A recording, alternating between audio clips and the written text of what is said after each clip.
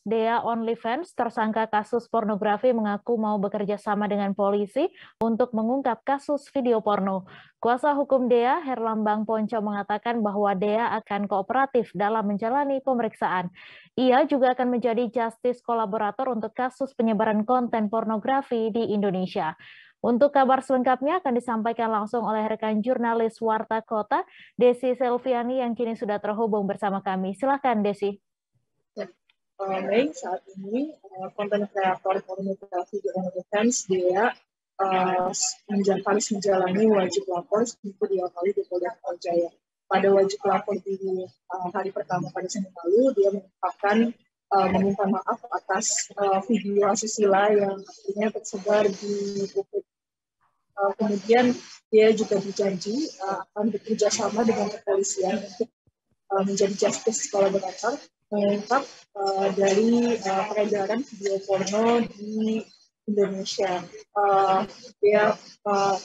Namun dia tidak menunjukkan siapa saja kemungkinan yang akan dibongkar dalam peredaran video porno di OnlyFans. Namun di hari ini Dinsus Polda Metro Jaya menyatakan bahwa pihaknya juga telah memburu konten kreator video porno lain yang menyasar platform luar negeri OnlyFans untuk menyebarkan dan memperjualbelikan video porno.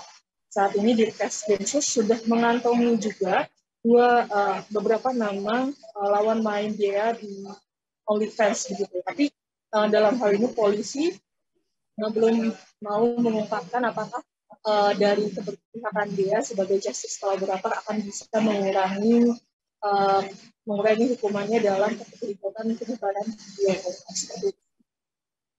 Ya, baik. Terima kasih Desi Selviani atas laporan Anda, dan Tribuners, wartawan kami juga telah menghimpun wawancara dengan kuasa hukum Dea. Berikut tayangan ini untuk Anda. Undangan yang berlaku. Kami selaku kuasa hukum juga ingin mengucapkan terima kasih kepada pihak kepolisian yang sudah sangat membantu menyelesaikan masalah ini dan bisa menerima alasan kami terkait penangguhan klien kami.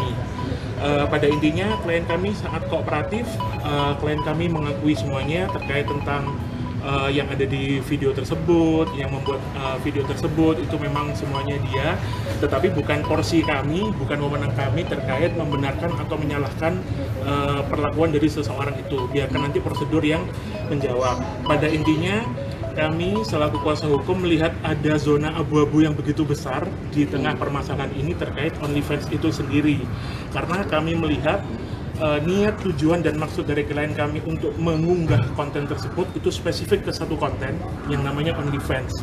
OnlyFans itu sendiri sejatinya tidak diatur, tidak diakui, dan servernya juga nggak ada di Indonesia. Jadi tidak diatur dan tidak diakui di Indonesia, ya kan? Jadi kami melihat ada usaha dari klien kami untuk menempatkan konten tersebut ke tempat yang sesuai wadah dan sesuai dengan porsinya. Terima kasih sudah nonton.